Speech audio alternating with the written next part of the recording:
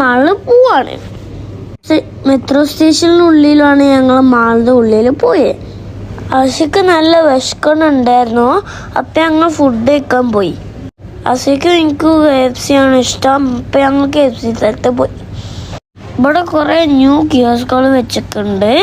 അപ്പം അങ്ങനെ തന്നെയാണ് ഞങ്ങൾ ഫുഡ് കഴിക്കൽ.